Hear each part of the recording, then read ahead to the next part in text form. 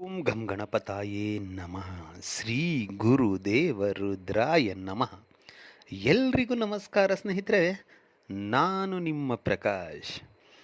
ಸ್ನೇಹಿತರೆ, ಇಂದು ನಾನು ನಿಮಗೆ ವೈರಿ ಸಂಪೂರ್ಣವಾಗಿ ನಾಶ, ಸರ್ವನಾಶ ಅಂದರೆ ವೈರಿ ಮರಣ, ಅದರ ಮಂತ್ರ ತಗೊಂಡು ಬಂದಿದ್ದೀನಿ ಸ್ನೇಹಿತರೆ.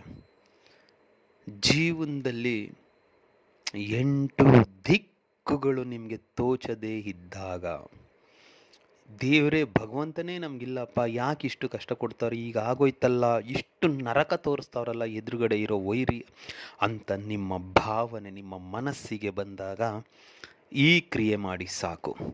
ಅವ್ರು ಎಂಥ ವೈರಿ ಇರಲಿ, ಸರ್ವನಾಶ ಆಗೋದ್ರಲ್ಲಿ ಎರಡು ಮಾತಿಲ್ಲ. ಇದನ್ನು ಹೇಗೆ ಮಾಡಬೇಕು, ಯಾವತ್ತು ಮಾಡಬೇಕು ತಿಳಿಸ್ಕೊಡ್ತೀನಿ.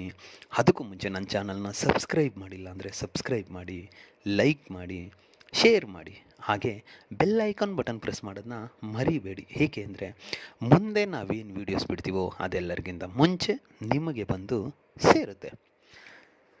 ಸ್ನೇಹಿತರೆ, ಬನ್ನಿ ಇದರ ವಿಧಿ ವಿಧಾನ ತಿಳ್ಕೊಳ್ಳೋಣ. ಈ ಕ್ರಿಯೆನ ನೀವು ಶನಿವಾರದ ದಿನ ಮಾಡಬೇಕಾಗುತ್ತೆ. ಇದಕ್ಕೆ ಒಂದು ಮಣ್ಣಿನ ಮಡಕೆ ಬೇಕಾಗುತ್ತೆ, ಅವರ ಫೋಟೋ ಬೇಕಾಗುತ್ತೆ, ನಿಂಬೆಹಣ್ಣು ಬೇಕಾಗುತ್ತೆ, ಮತ್ತು ಉಪ್ಪು, ಮತ್ತು ಆ ಕುಡಿಕೆನ ಕಟ್ಟೋದಕ್ಕೆ ಒಂದು ಕೆಂಪು ಬಟ್ಟೆ. ಶನಿವಾರದ ದಿನ ಇಷ್ಟೆಲ್ಲ ಸಾಮಗ್ರಿಗಳನ್ನ ತೆಗೆದುಕೊಂಡು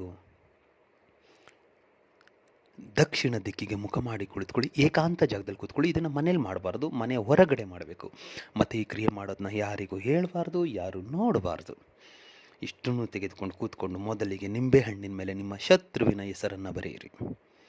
ಬರೆದು ಏನು ಕುಡಿಕೆ ಇದೆಯೋ ಆ ಕುಡಿಕೆ ಒಳಗಡೆ ಫೋಟೋ ಇಡಿ. ಫೋಟೋ ಮೇಲೆ ಈ ನಿಂಬೆಹಣ್ಣನ್ನು ಇಡಿ. ನಿಂಬೆಹಣ್ಣಿನ ಮೇಲೆ ಉಪ್ಪು, ಏನು ಉಪ್ಪು, ಒಂದು ಇಡೀ ಉಪ್ಪು ತಗೊಂಡಿದ್ರು ಅಷ್ಟು ಉಪ್ಪನ್ನು ಅದರೊಳಗಡೆ ಹಾಕಿ ಕೆಂಪು ಬಟ್ಟೆಯಲ್ಲಿ ಅದರ ಬಾಯನ್ನು ಕಟ್ಟಬೇಕಾಗುತ್ತೆ. ಮಂತ್ರ ಎಲ್ಲ ಮುಗಿದ ಮೇಲೆ ಏನು ಕಟ್ತೇನೆ ಇಷ್ಟನ್ನು ಸಾಮಗ್ರಿನ ಹಾಕಿ ನಿಮ್ಮ ಬಲಗೈಯಲ್ಲಿ ಇಟ್ಕೊಳ್ಳಿ. ಕೆಂಪು ಬಟ್ಟೆ ನಿಮ್ಮ ಮುಂದೆ ಇಡಿ, ಆ ಕುಡಿಕೆನ ನಿಮ್ಮ ಬಲಗೈಯಲ್ಲಿ ಹಿಡ್ಕೊಂಡು ಇವಾಗ ನಾನು ಏನು ಮಂತ್ರ ಕೊಡ್ತೀನೋ ಆ ಮಂತ್ರನ ಅಮುಖಿ ಅನ್ನೋ ಜಾಗದಲ್ಲಿ ಅವರ ಹೆಸರನ್ನು ಸೇರಿಸ್ಕೊಳ್ತಾ ಮಂತ್ರ ಪಠನೆ ಮಾಡಿ. ಮಂತ್ರ 108 ಸಾರಿ ಮಾಡಿ ಆದಮೇಲೆ ಆ ಮಡಿಕೆಗೆ, ಆ ಕುಡಿಕೆಗೆ ಅಂತ 3 ಸಾರಿ ಅಭಿಮಂತ್ರಿಸಿ ಆದ ಮೇಲೆ ಅದರ ಬಾಯನ್ನು ಕೆಂಪು ಬಟ್ಟೆಯಿಂದ ಕಟ್ಟಿ ಆದ ಮೇಲೆ ಅದನ್ನು ತೆಗೆದುಕೊಂಡು ಹೋಗಿ ಸ್ಮಶಾನದಲ್ಲೇ ಉಳಬೇಕು. ನಿಮಗೆ ಭಯ ಆಗುತ್ತೆ, ಅದರ ಜೊತೆಲಿ ಯಾರನ್ನಾದರೂ ಕರ್ಕೊಂಡೋಗಿ, ಆದರೆ ಈ ಕ್ರಿಯೆ ಮಾಡಿದ್ದೀನಿ ಅಂತ ಮಾತ್ರ ಹೇಳಬೇಡಿ. ಸ್ಮಶಾನದಲ್ಲಿ ಸ್ವಲ್ಪ ಕೆಲಸ ಇದೆ ಬನ್ನಿ ಅಂತ ಅವ್ರನ್ನ ಕರ್ಕೊಂಡು ಹೋಗಿ ಈ ಕ್ರಿಯೆನ ಮುಗಿಸಿ ಬನ್ನಿ. ಇದನ್ನು ಮುಗಿಸಿ ಮಣ್ಣಿನಲ್ಲಿ ಹೂತಿ ಬಂದ ಮೇಲೆ ಹಿಂದೆ ತಿರುಗಿ ನೋಡಬೇಡಿ, ಯಾರಿಗೂ ಹೇಳಬೇಡಿ. ನಿಮ್ಮ ಕೆಲಸ ಆಗೋ ತನಕ 21 ದಿನದಲ್ಲಿ ಆ ವ್ಯಕ್ತಿ, ನೀವು ಯಾರಿಗೋಸ್ಕರ ಮಾಡಿದ್ರೆ ಆ ವ್ಯಕ್ತಿ ಸರ್ವನಾಶ ಆಗ್ತಾರೆ. ಅದಕ್ಕೆ ಮಂತ್ರ ಹೀಗಿದೆ: ಓಂ ನಮೋ ಭಗವತೆ ವಿಶ್ವಮಿತ್ರಾಯ ನಮಃ.